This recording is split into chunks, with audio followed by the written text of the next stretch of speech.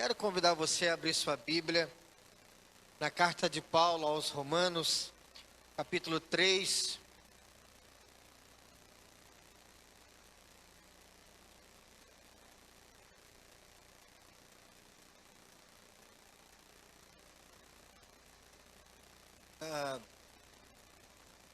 No dia 31 de outubro, próximo, esse mês, estaremos comemorando 499 anos da Reforma Protestante, que aconteceu lá em 31 de outubro de 1517, no dia em que se comemora e tem como referencial, foi o dia que Martinho Lutero afixou 65 teses na porta da capela da igreja lá em Wittenberg, lá na faculdade em Wittenberg.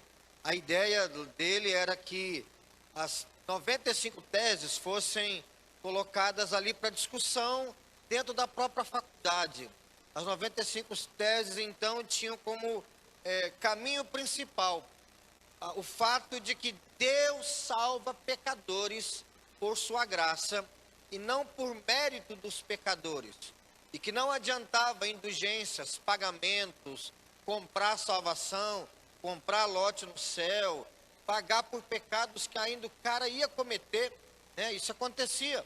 A pessoa ia cometer um pecado, ele chegava lá e comprava o perdão antes. Dá o dinheiro aqui, porque semana que vem eu preciso acertar contas com o camarada aí, já estou acertando antes. E a Reforma Protestante começou, e Lutero na Alemanha, João Calvino em Genebra, na Suíça, John Knox na Escócia, em outros lugares mais. E doutrinas da palavra do Senhor foram resgatadas, as chamadas doutrinas da graça, onde a Bíblia foi trazida para o centro e a salvação não pelas obras dos homens, mas a salvação pela graça, a salvação pelo sacrifício de Cristo foi colocado no centro da igreja protestante novamente. Em 1610, um homem chamado Jacob Arminius, ou Armínio, ele era professor numa universidade calvinista da Holanda, é isso? Holanda? Na Holanda. E ele escreveu alguns artigos onde o problema se começava a pensar a respeito do seguinte: quando Adão pecou e caiu, será que realmente todos os homens caíram com Adão? E se caíram, a queda do pecado de Adão, que foi transferido para os homens, será que realmente colocou os homens totalmente fora da vontade de Deus? E por causa disso ele teve algumas dúvidas e ele escreveu algumas coisas que não foram muito bacanas. E aí, logo depois ele morreu, os alunos pegaram os escritos de Armínio e expandiram a coisa. E aí eles criaram 5 artigos de fé, e pode passar aí, fazendo um favor, o próximo aí. Os 5 artigos que eles pensaram, que eles escreveram dizendo que o homem não é totalmente depravado. Ou seja, o homem, antes da salvação, ele tem algo de bom dentro dele. Bom o suficiente para fazê-lo buscar a Deus, sem que Deus venha até ele primeiro. O homem não é completamente pecaminoso ou completamente pecador. É só um pedaço que é pecado. Só um pedaço que está errado. Depois eles disseram que a eleição de Deus atinge todos os homens. E quem quer é só pular no barco da salvação. Eles disseram também que a expiação é universal, ou seja, Jesus morreu na cruz por cada homem e só depende dos homens aceitar Jesus ou não. Disseram também que a graça de Deus pode ser resistida. Óbvio, se o homem não é completamente mau, se ele decide se vai ou não a Deus, quando Deus convidar o homem tem poder de resistir à graça.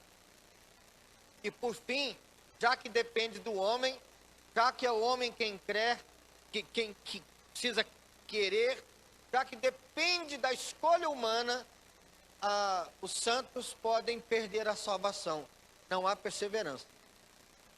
E aí, em Dort, foi feita uma assembleia com 58 teólogos, e durante 8 meses, os teólogos ficaram estudando para escrever um artigo para ver se era mesmo assim.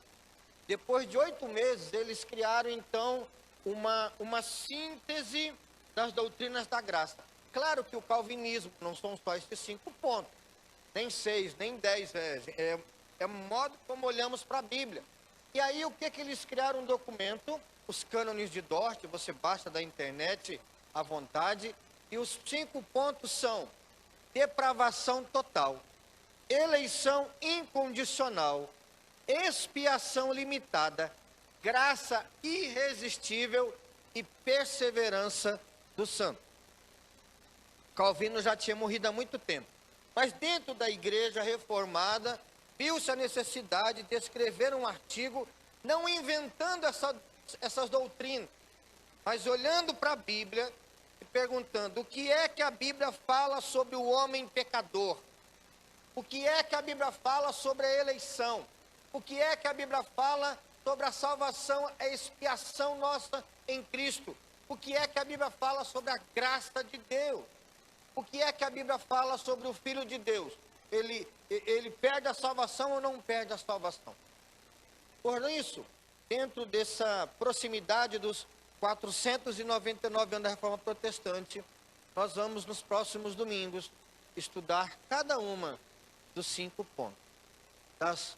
Não apenas 5 pontos do calvinismo, mas as doutrinas da graça. Eu quero convidar você a abrir sua Bíblia então, se já está aberta aí. Romanos capítulo 3, versículo 9 a 20. E diz assim: que se conclui, temos nós qualquer vantagem? Não, de forma nenhuma. Pois já temos demonstrado que todos, tanto judeus como gregos, estão debaixo do pecado. Como está escrito: não há justo nenhum sequer, não há quem entenda, não há quem busque a Deus. Todos se extraviaram, a uma se fizeram inúteis. Já não há quem faça o bem, não há nenhum sequer. A garganta deles é sepulcro aberto, com a língua urdem engano. Veneno de víbora está nos seus lábios. A boca, eles a têm cheio de maldição e de amargura. São os seus pés velozes para derramar sangue. Nos seus caminhos há destruição e miséria. Desconheceram o caminho da paz. Não há temor de Deus diante de seus olhos. Ora, sabemos que tudo que a lei diz aos que vivem na lei o diz, para que se cale toda a boca e todo mundo seja culpável perante Deus, visto que ninguém será justificado diante dele por obras da lei, em razão de que, pela lei, vem o pleno conhecimento do pecado. Todos agora vamos ler o capítulo 5, versículo 12 também. Leiamos todos juntos. Portanto, assim como por um só homem entrou o pecado no mundo, e pelo pecado a morte, assim também a morte passou a todos os homens, porque todos pecaram. Porque todos pecaram. Vamos orar? Senhor, eu estou diante da Tua palavra para pregar uma doutrina que os homens orgulhosos não gostam. Pregar uma doutrina que humilha o homem, mas humilha o homem no lugar certo, diante do Senhor, porque o Senhor levanta aquele que está caído diante do Senhor. Estamos aqui, ó Deus, e reconhecemos desde já que somos pecadores. nossas palavras são falhas, nossa mente não consegue atingir a vontade do Senhor, nossas decisões de fazer o bem, nossas promessas de fazer o bem são quebradas por nós mesmos, porque nós somos pecadores e necessitamos completamente da graça e do amor do Senhor sobre nós.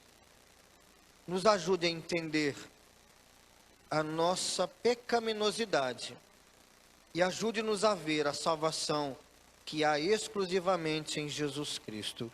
E é no nome de Jesus que nós oramos. Amém e amém. Em João 3, capítulo 3, Jesus está conversando com Nicodemos e Jesus fala assim: se alguém, Nicodemos, não nascer de novo, não pode ver o reino de Deus. Supõe-se então, por essa frase, quem não nascer de novo não pode ver o reino de Deus, que o homem quando nasce e é em seu estado natural, sem nascer de novo, ele não pode nem mesmo ver o reino de Deus, quanto mais entrar no reino de Deus. Mas o que é depravação total? O que é essa primeira doutrina que nós vamos ver? A doutrina que diz que o homem é pecador completamente, todos os homens são pecadores. O que é a doutrina da depravação total? Que lá há muito tempo atrás, durante muitos anos, a igreja reformada, a igreja presbiteriana, tem pregado como sendo uma doutrina da Bíblia. O que é depravação total? Podemos definir a depravação total como sendo a corrupção que todos os homens herdaram de Adão. Adão pecou e Adão era o representante de toda a raça humana. A depravação total significa que aquela queda de Adão fez com que todos os homens caíssem, como está no versículo 12 do capítulo 5, que nós lemos. Em sua queda, Adão levou todos os homens para o chão, você e eu. Na sua queda, Adão levou seus filhos, Abel e Caim.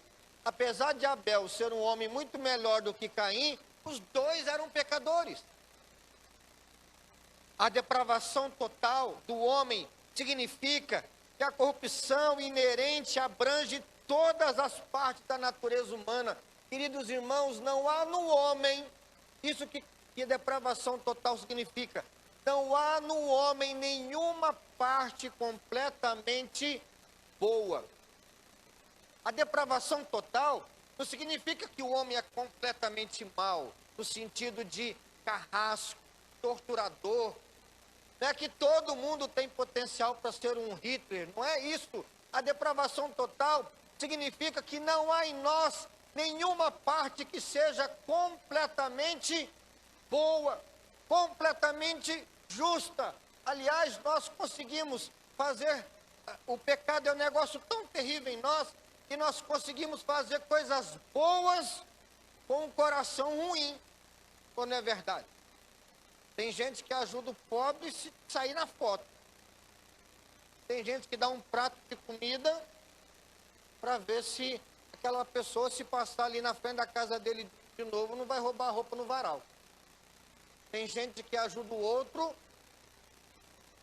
Até esses dias eu fiquei bravo, eu vi o pessoal ajudando os mendigos de noite e tal, e botando foto no Face, dizendo, nós estamos fazendo coisa boa. E a Bíblia fala, faz e não conta, né? O cara ainda põe a foto na internet.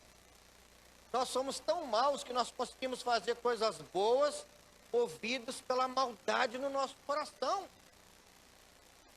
Toda parte do homem, toda a natureza, ela está inerentemente corrupta. Todas as faculdades, todos os poderes da nossa alma, todos os poderes do nosso corpo estão debaixo do pecado. E absolutamente não há no pecador bem espiritual algum, a tal ponto que a Bíblia diz que as obras nossas são como um trapo de imundícia. A vossa justiça é como um trapo de imundícia. Por causa de não haver nenhum bem espiritual em nós nós não podemos nos achegar a Deus se Deus primeiro não abrir as portas e nos trazer salvação, e não nos trazer mudança. É essa verdade que vemos no capítulo 3 de Romanos, de 9 a 20. O homem é pecador, ele não é um pouquinho pecador, ele é totalmente pecador. E não é que alguns homens são pecadores, todos os homens pecaram. Versículo 23 aí do capítulo 3, carecem da glória de Deus.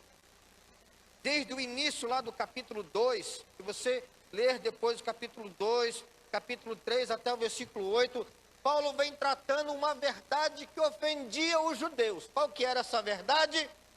Tanto os judeus como os gentios são salvos exclusivamente pela justificação que Deus efetua.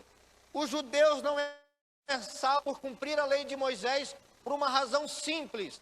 Ninguém pode cumprir a lei. Se você tropeça numa lei, você cai e esmaga todas as outras. Ninguém consegue ser puro, ninguém consegue ter os olhos puros, o desejo puro, a mente santa, a alma atrelada ao Senhor Deus. Por isso que o apóstolo Paulo diz assim: tanto judeus como gentios, tanto os gregos como os bárbaros, todos, homem e mulher, só podem ser salvos pela justiça que vem de Deus para nós em Jesus, porque o homem não consegue se justificar diante de Deus. E por que que todos, judeus e gentios, precisam ser justificados por Deus? Simples, porque todos estão, versículo 9, debaixo do pecado. Por isso que eu quero ver com os irmãos, pode passar aí, 3 verdades a respeito, pode deixar aí, 3 verdades a respeito do pecado aqui nesse texto. E a primeira verdade que eu quero ver com os irmãos é da universalidade do pecado. Nome bonito, né? Universalidade do pecado. Que quer dizer o quê? Que o pecado é um mal universal. Cada homem, cada mulher, rico ou pobre, seja um que mora na praia ou mora na montanha, mora no apartamento ou numa casa baixa, é dono da própria casa ou mora em casa alugada, quer seja patrão ou empregado, quer seja motorista ou passageiro, todos, impreterivelmente todos são pecadores. O pecado é uma verdade universal. Através do apóstolo Paulo, lemos a acusação de Deus, versículo 9 diz assim: já temos demonstrado que todos, tanto judeus como gregos, estão debaixo do pecado. A palavra demonstrado no grego era um termo que era usado pelos juízes, sobre demonstrar provas, demonstrar acusação. Essa é a prova, esse é o erro. Olha aqui a prova do crime, ou olha aqui a prova da inocência. O que estamos vendo aqui, irmãos, é que diante do tribunal de Deus há uma sentença com provas concretas e inegociáveis, inquebráveis, de que o homem é pecador, porque Deus não acusa sem provas. Se Deus diz que o homem é pecador, há provas, e depois nós vamos ver algumas provas do pecado de todo homem. Quando Deus sentencia, ele sentencia com justiça. Os argumentos de Deus contra o homem são convincentes e definitivos. Muitos dizem assim: Deus é amor, pastor, e usa esta verdade bíblica para ensinar uma falsidade, e Deus não castigará, mas deixará de punir o pecado e o pecador. Deus é amor. E outra coisa, o homem, pastor, não é tão pecador assim não. Será que realmente não é? Deus é justo também, além de ser amor, e ele declara pela boca do apóstolo Paulo: tanto judeus como gregos, todos estão debaixo do pecado. Não há justo nenhum sequer, versículo 9. E depois ele fala, todos se extraviaram e a uma se fizeram inúteis. Pergunto, O homem é inútil para quem? Quando diz aqui, todos se fizeram inúteis, o homem é inútil para quem? Para Deus e para ele mesmo, porque ele não pode agradar a Deus, e não pode salvar-se a si mesmo. A sentença de Deus, baseada nos fatos, é mais do que justa, é uma decisão da Corte Suprema e Celestial. Demonstramos que todos estão debaixo do pecado, não há meios de apelação, não há falhas processuais no processo que Deus move contra a humanidade quando Deus declara o homem é pecador. A sentença é clara, todos os homens são pecadores. E por que eu digo são pecadores? Porque o homem não é pecador porque comete pecado. O homem comete pecado porque ele é pecador. Deus não pode isentar nenhum homem de nenhum povo ou língua, de nenhuma idade ou classe social. Romanos 3:23 fala, todos pecaram e carecem da glória de Deus.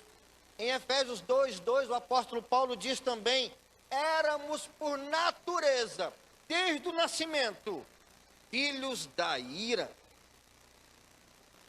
E o rei Davi, lá no Salmo 51, versículo 5, ele confirma e diz assim, eu nasci na iniquidade e em pecado me concebeu minha mãe.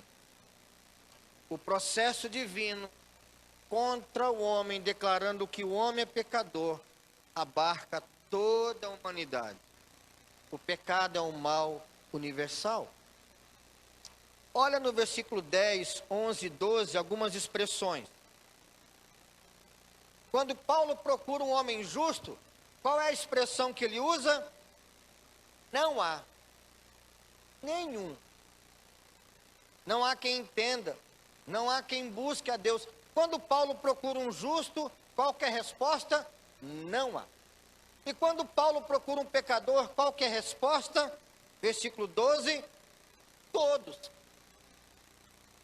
Nenhum descreve o justo. Todos descreve o pecador. Você diz, talvez você pense assim, pastor Wesley, você começou o sermão muito bravo, só falando de pecado, pecador. É um negócio meio sinistro assim, né? O apóstolo Paulo está pintando um quadro sinistro, usando tintas tiradas do Antigo Testamento. Textos de Eclesiastes e Isaías são os que ele usa aqui de 10 a 18 para dizer que o homem é pecador. É um quadro tenebroso de uma verdade miserável. Qual verdade? Não há justo nenhum sequer. No verso 11, ele afirma que o homem não consegue nem mesmo entender seu próprio pecado. Olha o versículo 11. Não há quem entenda. Nós somos pecadores. E o homem muitas vezes acha que não é. O homem acha que é bom. O homem faz qualquer coisa e qualquer coisinha, qualquer boa obra. E é para fazer sim. Mas uma boa obra não transforma o homem de pecador para santo. De jeito nenhum. Isso é uma operação do Espírito Santo que aplica a obra de Cristo na cruz no nosso coração. Tirando essa obra, não há justificação, não há mudança, não há justo diante de Deus. O homem não entende o seu próprio pecado e, por consequência, ele não busca a Deus. Ele não pode, não quer, não consegue. Buscar a Deus é um bem espiritual. E o pecador não possui nenhum bem espiritual. Ele depravado em sua pecaminosidade, ele limitado em seu ser, ele fora do plano de Deus, não pode voltar-se para Deus. Ninguém escapa da sentença de Deus. E termino o primeiro ponto, a primeira verdade sobre o pecado aqui nesse texto, sobre a universalidade do pecado, pensando no finalzinho do versículo 12, que diz assim: não há quem faça o bem, não há nenhum sequer. Quando falamos de depravação total, e eu quero repetir isso aqui no finalzinho desse ponto, parece que a doutrina está afirmando que todos os homens são cruéis ao extremo. Não. Quando eu digo que você é depravado em seu pecado, eu não estou dizendo que você é um sanguinário. O que eu estou dizendo é que tanto você como eu não temos em nós nenhuma ação, não temos em nós nenhuma parte em nosso coração, alma, mente ou corpo que sejam completamente justas. Você poderia dizer que alguma parte do seu ser é perfeita? Você teria coragem de dizer que a sua fé é perfeita? Você teria coragem de dizer que seu amor é perfeito? Amor de pai, de mãe, de marido, de mulher? Você teria coragem de dizer que no mundo não há um funcionário sequer melhor do que você? Não há no mundo um patrão melhor do que você? Você teria coragem de dizer que nunca olhou para alguém mais rico que você com inveja? Ou você nunca olhou para alguém mais pobre, mais sofrido, pensando lá no fundo do seu coração, sou melhor do que ele? Será que nenhum de nós nunca teve a alma manchada com alguma escuridade? Isso é depravação total. Não há em nós nenhuma parte que esteja santa completamente. Não quer dizer que o homem não possa fazer coisas boas. Mas mesmo essas coisas boas que nós fazemos, está contaminada com o pecado. Por isso, o homem não pode se salvar, pois apenas uma justiça perfeita pode salvar o pecador. Por isso que Cristo Jesus, sem pecado, é o nosso substituto lá na cruz, sendo nossa justiça perfeita. Amém, irmão? Segundo ponto, rapidamente, a totalidade do pecado. A segunda verdade nesse texto é sobre a totalidade do pecado. O pecado não é apenas universal, atinge todos os homens. O pecado é total na nossa alma. O pecado corrompe todos os homens e os corrompe no seu todo. Com isso, cremos que a depravação total significa que o pecado ataca e afeta toda a natureza do homem, como descrito aqui dos versículos 13 a 18. Nenhuma parte do homem fica isenta de terríveis descaminhos. Veja como os termos que Paulo tira do Antigo Testamento são duros. Versículo 13. A garganta deles é o quê? Sepulcro aberto. João Calvino escreveu que o homem de boca aberta é um abismo devorador de outros homens. O homem abre a boca e é a mesma coisa que abrir o portão do cemitério. Dura essa expressão do apóstolo Paulo, mas é verdade. Podemos então parafrasear o versículo 13 assim: todos mentem e enganam sem parar. Da língua deles saem mentiras perversas e dos seus lábios saem palavras de morte, como se fosse veneno de cobra. A garganta deles é sepulcro aberto. Paulo poderia falar de gente assassina, Paulo poderia falar de estupradores, Paulo poderia falar de líderes déspotas, mas ele, para dizer que o homem todo é pecador, ele começa falando da boca, da língua. Versículo 14, ele continua: a boca eles a têm cheia de maldição e de amargura. O homem, quando deixar da própria sorte, em sua depravação total, ele fala maldições contra o próximo. E quando ele fala maldição contra o próximo, ele fala maldições contra o próximo, porque ele mesmo está amargurado. A língua que tem veneno no homem, tem veneno para o outro e para si mesmo. Por isso que ele fala no versículo 14, a boca está cheia de maldição e de amargura, cheia de maldição contra o próximo, cheio de amargura que é veneno para ele mesmo. Nós somos tão depravados em nosso pecado, que nós fazemos mal para o próximo e fazemos mal para nós mesmos. ele fala prejudicando o próximo e prejudicando a si mesmo. O homem é maldoso com o próximo e amargurado consigo mesmo. Versículo 15 a 17.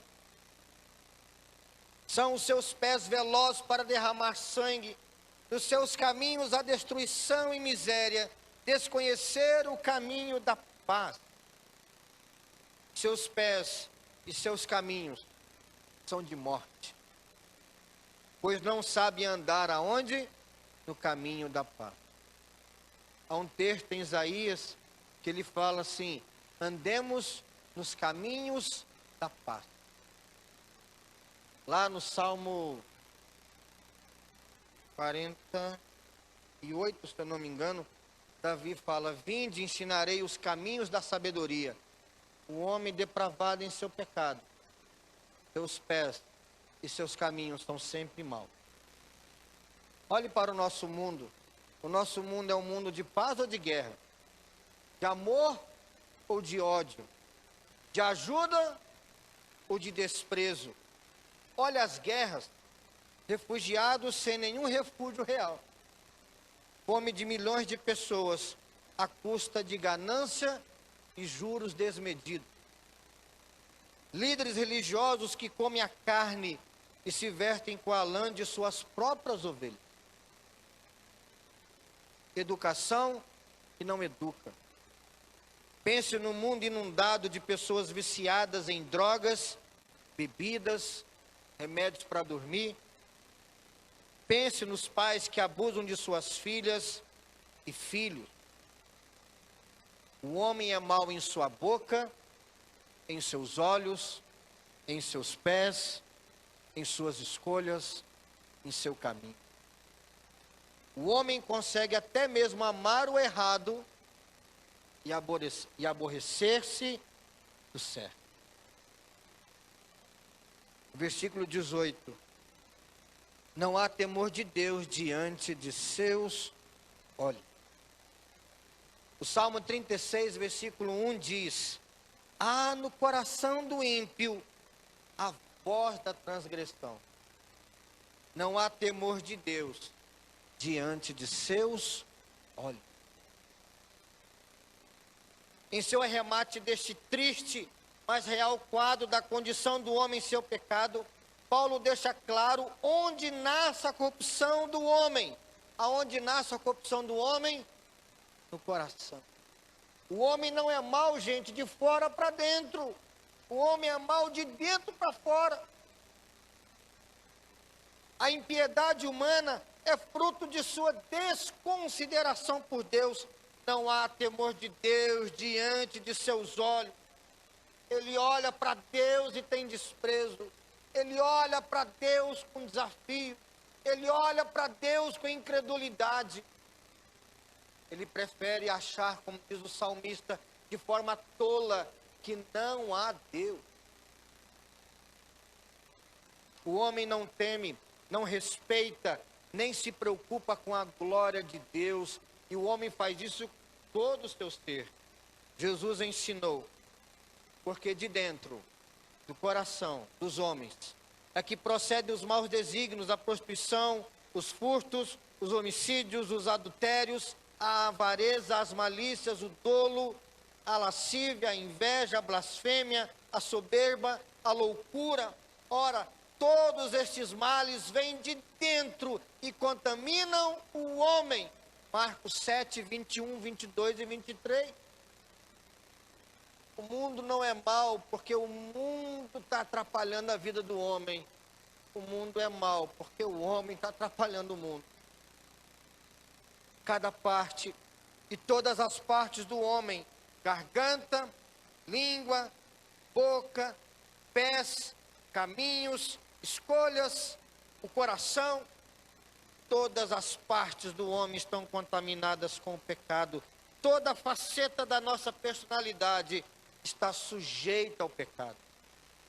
O homem, escravo do pecado, não está apenas perdendo ou morrendo. O homem está perdido e morto em suas ofensas e pecados. Efésios capítulo 2, versículo 2. a depravação total está ativa na humanidade. Ela não significa apenas ausência de retidão, ausência de justiça, ausência de santidade, mas também presença total de corrupção. Não é apenas a ausência de injustiça, mas é a presença dominadora da injustiça. Somente Deus pode livrar o homem da corrupção, do pecado, que ele mesmo é, para si e para o seu próprio. O pecado é uma verdade universal. O pecado atinge a totalidade do homem, não há parte no homem santa. E a última verdade sobre o pecado, sobre a depravação total que eu quero ver nesse texto com os irmãos, é sobre a sentença do pecado. Olha o versículo 19 e 20 comigo novamente. Diz assim: ora, sabemos que tudo que a lei diz, aos que vivem na lei, o diz, para que se cale toda a boca, e todo mundo seja culpável perante ele, visto que ninguém será justificado diante dele por obras da lei, em razão de que pela lei vem o pleno conhecimento do que, irmãos? Do pecado. Todo homem é pecador. O homem todo é pecador. Olha como todo muda, né? Todo homem é pecador. O homem todo, inteiro, é pecador. Por isso que o pecado tem uma sentença contra o pecador. Qual que é a sentença?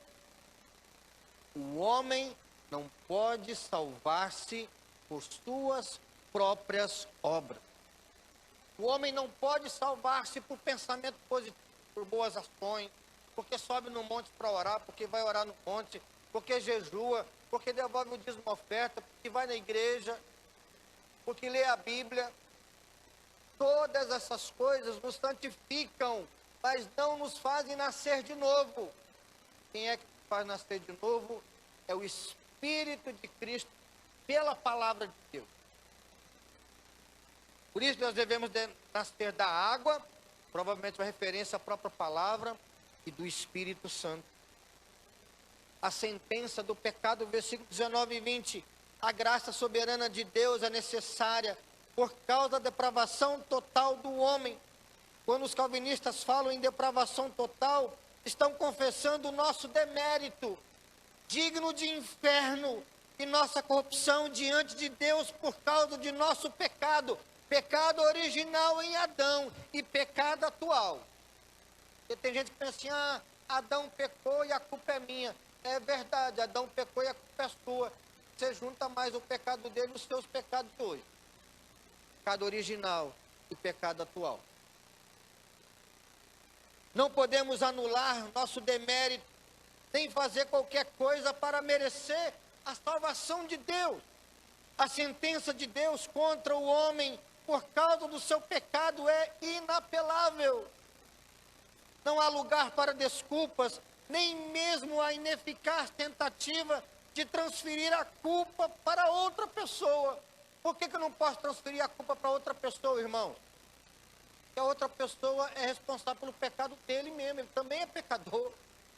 Eu não posso passar a culpa para outro, porque ele já tem a culpa dele.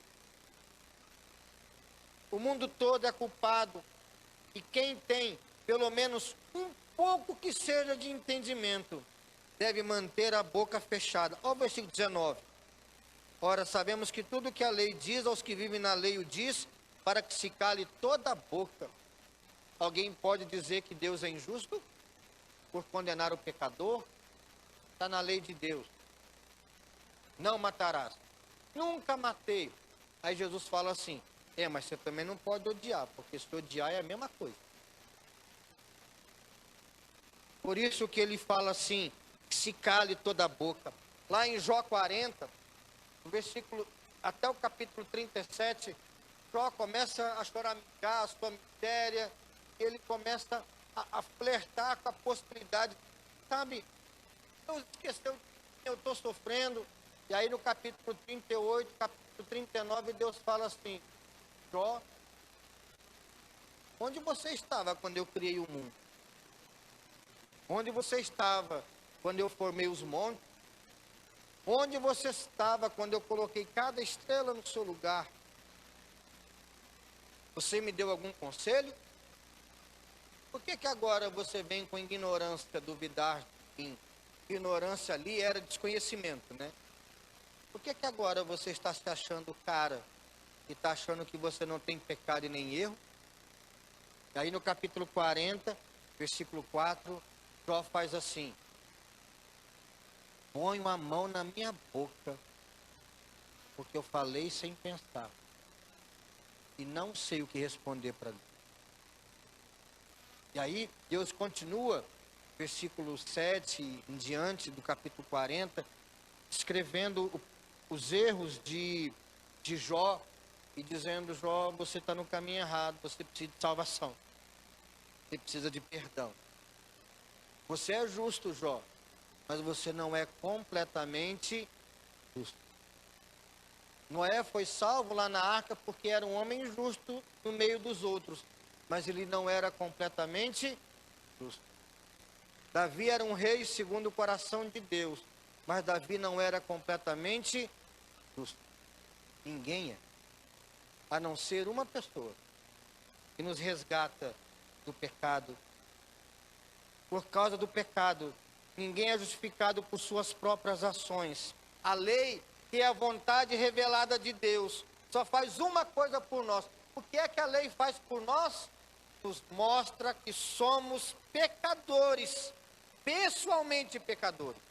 A lei me mostra assim: não matarás. Eu odeio o meu irmão e sou culpado desse pecado. E agora, o que é que eu faço? Correr para Jesus.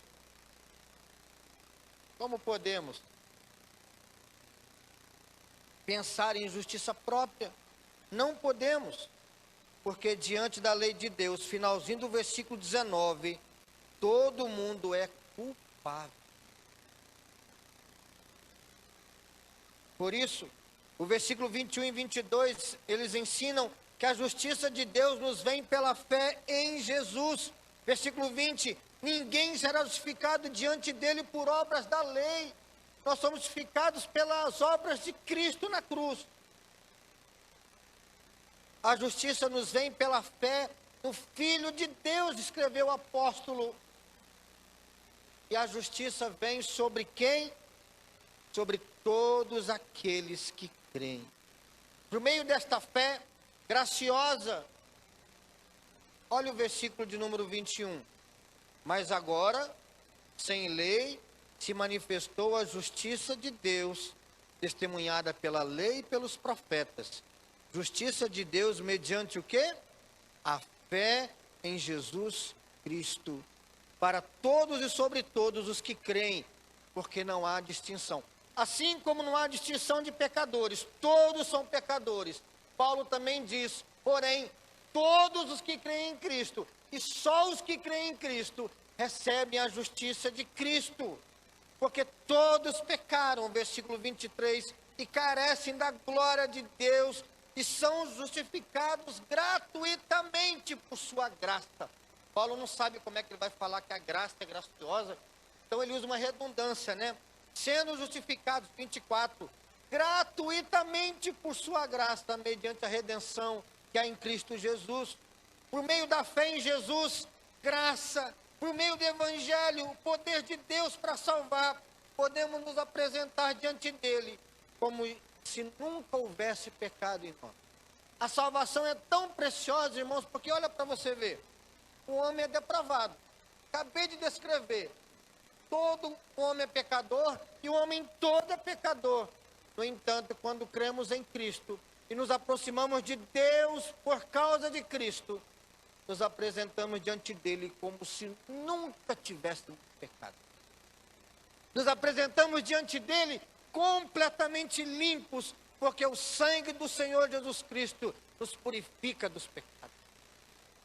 A depravação total é para você entender e para que eu entenda que nós não somos nada para Deus. Mas quando pela fé nos aproximamos de Deus, por meio do Senhor Jesus Cristo, nós somos filhos de Deus, tratada como menina dos seus olhos, tratados como meninas dos seus olhos, preciosos. O apóstolo Paulo vai falar lá em Atos 20, 28, Deus nos comprou com o seu sangue. O homem sem Cristo é só isso aí. Pecador, sentenciado pelo pecado, mas por causa de Cristo, ele se aproxima de Deus, como se nunca tivesse pecado. Amém, irmão? Coisa preciosa. Percebe?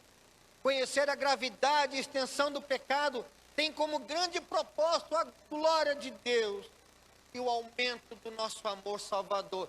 Sabendo que eu sou tão pecador, como não valorizar a salvação que eu tenho em Jesus. Foi o homem mais e unicamente justo, Jesus, que Deus usou para salvar o mais depravado e incapaz pecador, eu. Foi o homem mais justo, Jesus, que Deus usou para salvar o mais depravado pecador, eu. Oh, como eu amo meu Senhor. Ele é a minha luz e a minha salvação. Não temerei a morte e não fico escravo do pecado, porque toda a minha depravação foi aniquilada pela justiça de Deus, que é Jesus, que me ama. Você que me ouve, não confie em si mesmo. Não se ache especial sem Jesus. Sem Jesus você não é especial. Não pense que há vida eterna fora da graça gratuita de Deus, mediante a redenção que há em Cristo Jesus. Por que fizeram um documento para dizer que o homem está depravado totalmente? Porque se o homem se achar bom e achar que não precisa de um Salvador, ele está completamente perdido. Mas se entendemos que estamos completamente perdidos, que nós precisamos é de um Salvador. Amém, irmão? Feche os olhos para nós orarmos.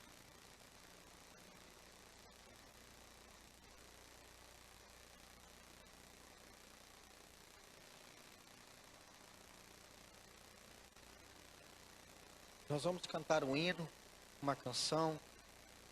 O Ministério do Louvor vai estar aqui. E eu queria que você orasse e pensasse por alguns instantes e dissesse: Deus, eu preciso somente do Senhor, porque não há nada de bom em mim fora de Ti. Meus pensamentos me traem, meus sentimentos me traem, mas na promessa do Senhor eu posso confiar. Eu posso depender do Senhor. E nada, nada pode me tirar da Tua boa mão.